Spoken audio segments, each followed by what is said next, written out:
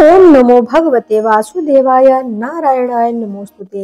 नमस्कार दोस्तों, यदि आप चैनल पर पहली बार आए हैं तो चैनल को सब्सक्राइब कर लीजिएगा, लाइक करिए, कमेंट करो, शेयर करना नहीं भूलिएगा।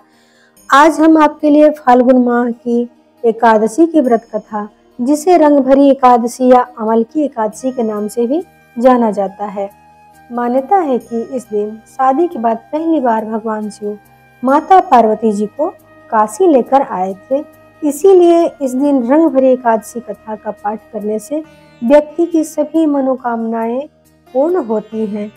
इस दिन आंवला और विष्णु जी की पूजा का महत्व है।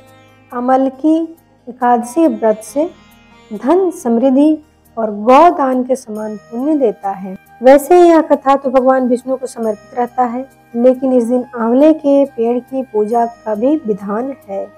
तो आइए चलते हैं कथा की ओर और कथा का आनंद लेते हैं। शेयर करिएगा ताकि और भी लोग इसका फल पा सकें और इसकी पूरी विधि भी समझते हैं। युधिष्ठिर ने कहा, श्री कृष्ण, अब फाल्गुन शुक्ल पक्ष की एकादशी का नाम और महात्म्य बताने की कृपा कीजिए। भगवान कृष्ण बोले, महाभाग धर्मनंदन, सुनो, तुम्हें इस समय वह प्रसंग सुनाता हूँ जिसे राजा मानधाता के पूछने पर महात्मा वशिष्ठ ने कहा था। फाल्गुन शुक्ल पक्ष को एकादशी का नाम आमल की, इसका पवित्र व्रत विष्णु लोक की प्राप्ति कराने वाला होता है। मानधाता ने पूछा, द्विजश्रेष्ठ, यह आमल की कब उत्पन्न हुई, मुझे बताइए। वशिष्ठ जी ने कहा, महाभाग सुनो, पृथ्वी पर आमल की उत्पत्ति किस प्रकार हुई यह बताता हूँ। आमल की महान वृक्ष है जो सब पापों का नाश करने वाला है। भगवान विष्णु के थूकने पर उनके मुख से चंद्रमा के समान कांतिमान एक बिंदु प्रकट हुआ। वह बिंदु पृथ्वी पर गिरा। उसी से आमल की यानी आंवले का महान वृक्ष उत्पन्न हुआ। यह सभी वृक्षों का आदिभूत कहलाता है। इसी समय समस्त प्रजा को सृष्टि करने के लिए भगवान ब्रह्मा जी को उत्पन्न किया गया। उन्हीं से इन प्रजाओं की सृष्टि हुई।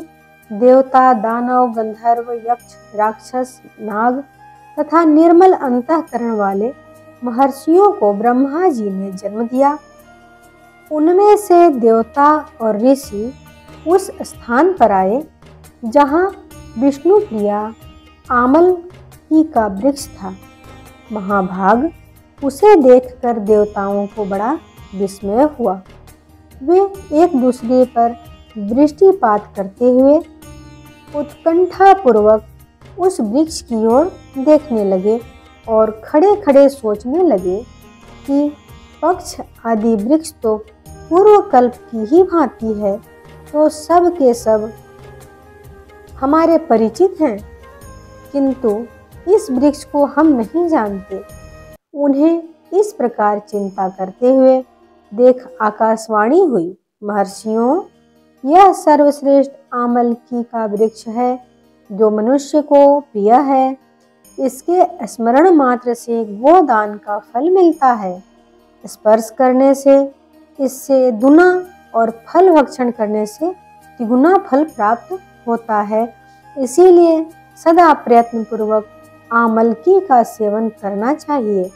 यह सब पापों को हरने वाला वैष्णव वृक्ष बताया गया है। इसके मूल में विष्णु, उसके ऊपर ब्रह्मा, स्कंध में परमेश्वर भगवान रुद्र, शास्त्राओं में मुनि, टहनियों में देवता, पत्तों में वसु, फूलों में मरुद्रण तथा न फलों में समस्त प्रजापति वास करते हैं।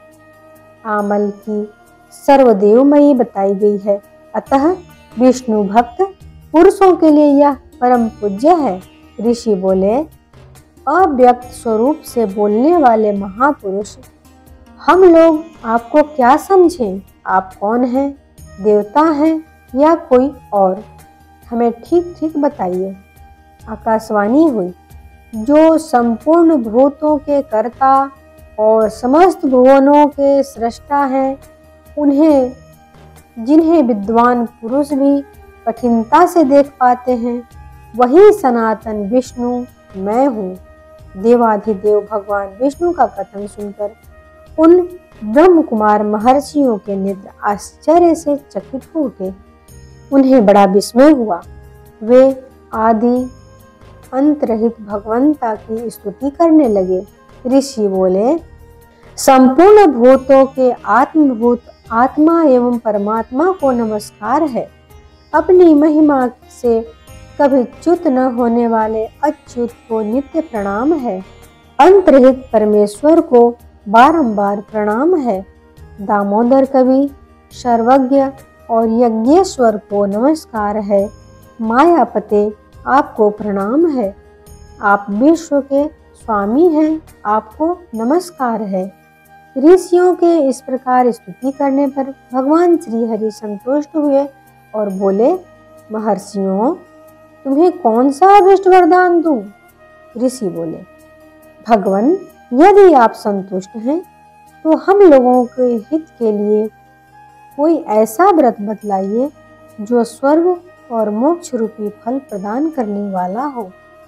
श्री विष्णु बोले, महर्षियों, फाल्गुन शुक्ल पक्ष में यदि पुष्य नक्षत्र से युक्त द्वादशी हो तो वह महान पुण्य देने वाली और बड़े बड़े पातकों का नाश करने वाली होती है। द्विजवरों, उसमें जो विशेष कर्तव्य है उसको सुनो। आमलकी की एकादशी में आंवले के वृक्ष के पास जाकर वहां रात्रि में जागरण करना चाहिए। इससे मनुष्य सब पापों से छूट जाता है और सहस्र गोदानों का फल प्राप्त करता है। विप्रगण, यह व्रतों में उत्तम व्रत है जिसे मैंने तुम लोगों को बताया है। ऋषि बोले, भगवान, इस व्रत की विधि बतलाइए। यह कैसे पूर्ण होता है? इसके देवता, नमस्कार और मंत्र कौन से बताए गए हैं? उसमें स्नान और दान कैसे किया जाता है? पूजन की कौन सी विधि है तथा उसके लिए मंत्र क्या है? इन सब बातों को यथार्थ रूप से वर्णन कीजिए। भगवान विष्णु ने कहा, द्विजवरों, इस व्रत को जो उत्तम विधि है उसको श्रवण करो। एकादशी को प्रातःकाल दंत धावन करके यह संकल्प करें कि हे पुंडरीकाक्ष, हे अच्युत, मैं एकादशी को निराहार रहकर दूसरे दिन भोजन करूंगा। आप मुझे शरण में रखें। ऐसा नियम लेने के बाद पतित, चोर, पाखंडी, दुराचारी, मर्यादा भंग करने वाला तथा गुरु पत्नीगामी मनुष्यों से वार्तालाप न करें।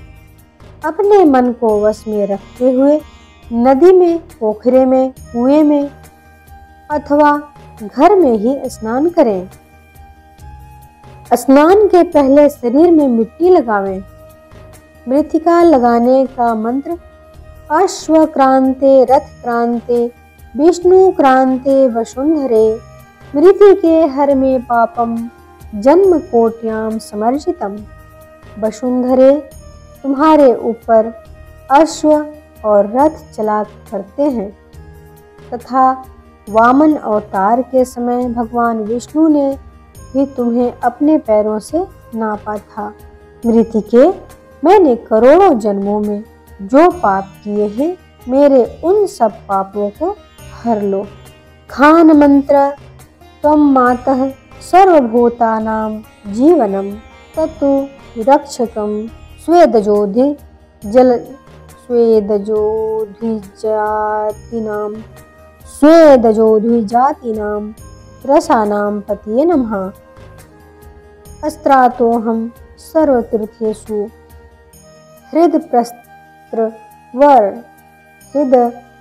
हृदप्रस्त्रवणेषु च नदीषु देवखातेषु इदं स्नानं तु मे भवेत्। यानी, जल की अधिष्ठात्री देवी माता, तुम संपूर्ण भूतों के लिए जीवन हो।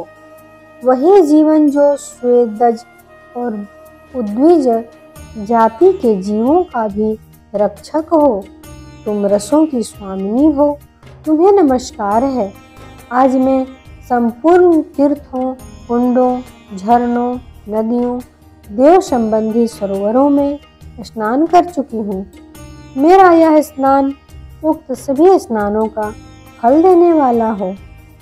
विद्वान पुरुष को चाहिए कि वह परशुराम जी को सोने की प्रतिमा बनवाकर, प्रतिमा अपनी शक्ति और धन के अनुसार ये क्या आधे माह से स्वर्ण की होनी चाहिए, खान के पश्चात घर में आकर पूजा और हवन करें। इसके बाद सब प्रकार की सामग्री लेकर आंवले के वृक्ष के पास जाएं। वहां वृक्ष के चारों ओर की जमीन झाड़ बुहार कर, लीप पोत कर शुद्ध करें। शुद्ध की हुई भूमि में मंत्र पाठ पूर्वक जल से भरे हुए नवीन कलश की स्थापना करें। कलश में पंचरत्न और दिव्य गंध आदि छोड़ दें। श्वेत चंदन से उसको चर्चित करें। कंठ में फूल की माला पहनाएं। सब प्रकार के धूप की सुगंध फैलाएं। जलते हुए दीपकों की श्रेणी सजाकर रखें। तात्पर्य यह है कि सब ओर से सुंदर एवं मनोरम दृश्य उपस्थित करें। पूजा के लिए नवीन छाता, जूता और वस्त्र भी मंगा कर रखें। कलश के ऊपर एक पात्र रखकर उसे दिव्य खीलों से भर दें। फिर उसके ऊपर स्वर्ण में परशुराम जी की स्थापना करें। विशोकाय नमः कहकर उनके चरणों की, विश्व स्वरूपणे नमः से दोनों घुटने की, उग्राय नमः से जांघों की, दामोदराय नमः से कटी भाग की और पद्मनाभाय नमः से उदर की, श्रीवत्सधारिणे नमः से वक्षस्थल की, चक्रिणे नमः से बाईं बांह की, गदिने नमः से दाहिनी बांह की, वैकुंठाय नमः से कंठ की, यज्ञमूलाय नमः से मुख की, विशोक निधये नमः से नासिका की, वासुदेवाय नमः से नेत्रों की, वामनाय नमः से ललाट की, सर्वात्मने नमः से संपूर्ण अंगों तथा मस्तक की पूजा करें। यही पूजा के मंत्र हैं। तदंतर भक्ति युक्त चित्त से शुद्ध फल के द्वारा देवाधिदेव परशुराम को अर्घ्य प्रदान करें। अर्घ्य का मंत्र इस प्रकार है। नमस्ते देव देवे से जामदगन्य नमोस्तुते, गृहाणार्घ्यमिमं दत्त मामलक्यायुतम हरे। देव देवेश्वर जमदग्नि नंदन श्री विष्णु स्वरूप परशुराम जी, आपको नमस्कार है, नमस्कार है। आंवले के फल के साथ दिया हुआ मेरा यह अर्घ्य ग्रहण करिए। इसके पश्चात भक्ति युक्त चित्त से जागरण करें। नृत्य, संगीत, वाद्य, धार्मिक उपाख्यान तथा श्री विष्णु संबंधित कथा वार्ता आदि के द्वारा वह रात्रि व्यतीत करें। उसके बाद भगवान विष्णु के नाम ले लेकर आमल की वृक्ष की परिक्रमा 108 या 28 बार करें। फिर सवेरा होने पर श्री हरि की आरती करें। ब्राह्मण की पूजा करके वहाँ की सब सामग्री उसे निवेदन करें। परशुराम जी का कलश, 2 वस्त्र, जूता आदि सभी वस्तुएं दान कर दें। यह भावना से करें कि परशुराम जी के स्वरूप में भगवान विष्णु मुझ पर प्रसन्न हो। तत्पश्चात आमलकी का स्पर्श करके उसकी प्रदक्षिणा करें और स्नान करने के बाद विधि पूर्वक ब्राह्मणों को भोजन करवाएं। तदंतर कुटुंबियों के साथ बैठकर स्वयं भी भोजन करें। ऐसा करने से जो पुण्य होता है वह सब बतलाता हूँ, सुनो। संपूर्ण तीर्थों का सेवन से जो पुण्य प्राप्त होता है तथा सब प्रकार के दान से जो फल मिलता है वह सब पर्युक्त विधि के पालन से सुलभ होता है। समस्त यज्ञों की अपेक्षा भी अधिक फल मिलता है, इसमें तनिक भी संदेह नहीं है। यह व्रत सब व्रतों में उत्तम है, जिसका मैंने तुमसे पूरा वर्णन किया है। वशिष्ठ जी कहते हैं, महाराज, इतना कहकर देवेश्वर भगवान विष्णु वहीं अंतर्ध्यान हो गए। तत्पश्चात उन समस्त महर्षियों ने उक्त व्रत का पूर्ण रूप से पालन किया। नृपश्रेष्ठ इसी प्रकार तुम्हें भी इस व्रत का अनुष्ठान करना चाहिए। भगवान श्री कृष्ण कहते हैं, युधिष्ठिर, यह दुर्धर्ष व्रत मनुष्य को सब पापों से मुक्त करने वाला है। अमल की एकादशी व्रत की कथा। पौराणिक मान्यता के अनुसार वैदिश नाम का एक नगर था। उस नगर में ब्राह्मण, क्षत्रिय, वैश्य और शूद्र रहते थे। वहां रहने वाले सभी नगरवासी विष्णु भक्त थे और वहां कोई भी नास्तिक नहीं था। उसके राजा का नाम था चैत्ररथ। राजा चैत्ररथ विद्वान थे और वह बहुत धार्मिक थे। उनके नगर में कोई भी व्यक्ति दरिद्र नहीं था। नगर में रहने वाला हर एक शख्स एकादशी का व्रत करता था। एक बार फाल्गुन महीने में आमलकी की एकादशी आई।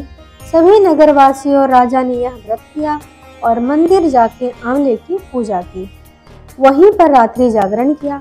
तभी रात के समय वहां एक पहेलिया आया जो कि घोर पापी था, लेकिन उसे भूख और प्यास लगी थी, इसीलिए मंदिर के कोने में बैठकर जागरण को देखने लगा और विष्णु भगवान व एकादशी महात्म्य की कथा को सुनने लगा। इस तरह पूरी रात बीत गई। नगर वासियों के साथ बहेलिये भी पूरी रात जगा रहा। सुबह होने पर सभी नगरवासी अपने घर चले गए। बहेलिया भी घर जाकर भोजन किया, लेकिन कुछ समय के बाद बहेलिये की मौत हो गई। हालांकि उसने अमलकी की एकादशी व्रत कथा को सुन ली थी और जागरण भी किया था, इसीलिए वह राजा विदुरथ के घर में जन्म लिया। राजा ने उसका नाम वसुरथ रखा। बड़ा होकर वह नगर का राजा बना। एक दिन वह शिकार पर निकला, लेकिन बीच में ही मार्ग भूल गया। रास्ता भूल जाने के कारण वह एक पेड़ के नीचे सो गया। थोड़ी देर के बाद वही मलेच्छ छा गए और राजा को अकेला देखकर उसे मारने की योजना बनाने लगे। उन्होंने कहा, इसी राजा के कारण उन्हें देश निकाल दिया गया था, इसीलिए इसे हमें मार देना चाहिए। इस बात से अनजान राजा सोता रहा। मलेच्छों ने राजा पर हथियार फेंकना शुरू कर दिया, लेकिन उनके शस्त्र राजा पर फूल बनकर गिरने लगे। कुछ देर के बाद सभी मलेच्छ जमीन पर मृत पड़े थे। वहीं जब राजा की नींद खुली तो उन्होंने देखा कि कुछ लोग जमीन पर मृत पड़े हैं। राजा समझ गया कि वह सभी उसे मारने के लिए आए थे, लेकिन किसी ने उन्हें ही मौत की नींद सुला दी। यह देखकर राजा ने कहा, जंगल में ऐसा कौन है जिसने उसकी जान बचाई है। तभी आकाशवाणी हुई, हे राजन, भगवान विष्णु ने तुम्हारी जान बचाई है। तुमने पिछले जन्म में आमलकी एकादशी व्रत की कथा सुनी थी और उसी का फल है कि आज तुम शत्रुओं से घिरे होने के बावजूद जीवित हो। राजा अपने नगर लौटा और सुखी पूर्वक राज्य करने लगा और धर्म के काम में लग गया। ओम विष्णवे नमः।